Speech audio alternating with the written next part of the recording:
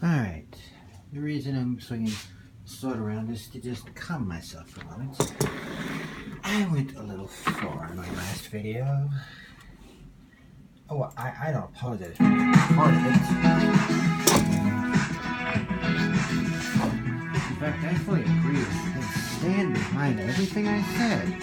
However, there's no reason for me to curse off the handle, even when dealing with a moron.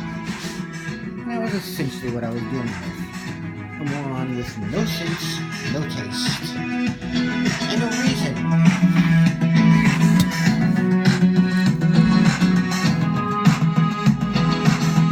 Oh yeah, I got that from Ben Sound again, of course. It's the same thing I had last time because fuck it, I felt like it. The thing is, Junior over there, there's no reason for me to waste my breath yelling at an incompetent man-child.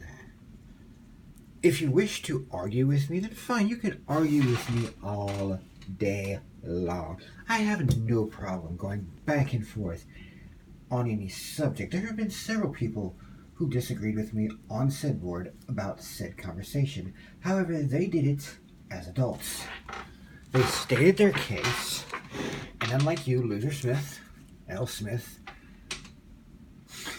Lipshit Smith, they didn't feel the need to attack me, to say things that are inaccurate and idiotic. Rot my brain.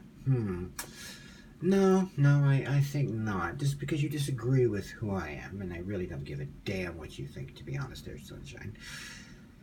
Your judgment means nothing. Your thought process on who I am is irrelevant. Now, if you want to talk about the subject at hand, that you disagree with what I think, well, then you are welcome to that. Yes, by all means, please think differently than me. But to sit there when to call me a freak because I don't, well, I'm not who you wish I was, because you're a dipshit who thinks it's 1942 and your understanding of science is you read a comic book on science nuts. So to sit there and make those type of vulgar pieces at me was childish and idiotic. And then tell me that I'm not allowed my opinion on a movie. Here's the thing, Sunshine. I have every right to say what movies I like and dislike, just as you have the right to disagree with me. Just, I would prefer to you to do it as an adult and not a pathetic man-child. 1, I am trans. 2, yes, that's trans woman. And 3, if you don't like it, well, take it to my complaint department. Basically, go fuck yourself. Just for the understanding, you uneducated buffoon. I don't care that your inbreeding makes you think that you have a right to tell me these things. It does not. However, again, I've already gone in depth upon my thoughts about that particular subject. I'm not going to waste any further energy discussing such things with someone who hasn't bothered to begin to have a point. You have no point, you have no discussion. I don't like those movies. I think Henry Cavill is fine as Superman. I am perfectly fine with him as a character. Hell, I wish they did more with him. But no, I don't want to see him as a villainous Superman that is... It's stupid. Just fuck. It was stupid. I see no need to turn Superman into a villain because you don't know how to write for the man because he's too powerful. Bullshit. He is not too powerful. He is powerful, yes, but he is not too powerful. If you are unable to understand that, that is your problem. And if the writers of said movies can't understand it, well, once again, that is their fucking problem. And I'm not going to pretend that I like something that I find just a gross misinterpretation of the character. So yes, I don't want the Snyder cut. I would rather have the Whedon cut. After we've established everybody, gave them their own movies, perhaps a recasting of Flash, because Jesus Christ, that guy. The way he played the Flash makes no sense.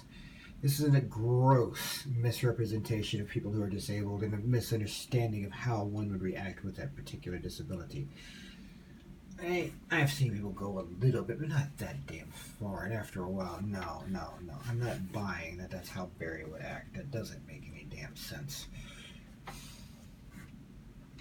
Specifically considering Barry's job is a forensic scientist.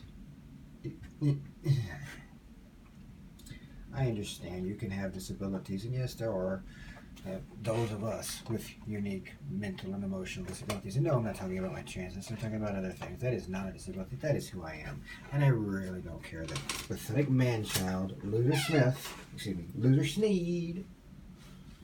Jesus Christ. Was discourteous enough to try to call me a freak. Because why?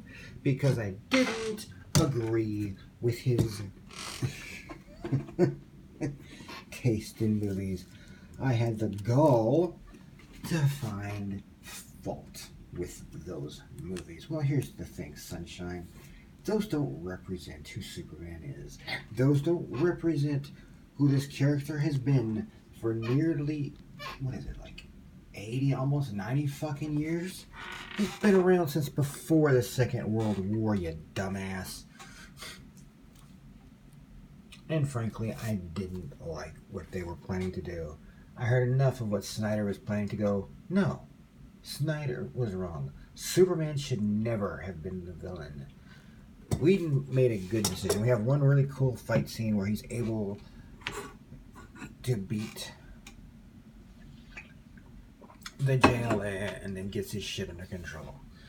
Steppenwolf perhaps could have worked better for a villain if there was better motivation, better storytelling, just more care was put in. As we saw, a powerful villain, even if fully CGI, can work. See Thanos. But again, you need a build-up, and there wasn't one. Neither the Snyder cut, nor in the Whedon cut.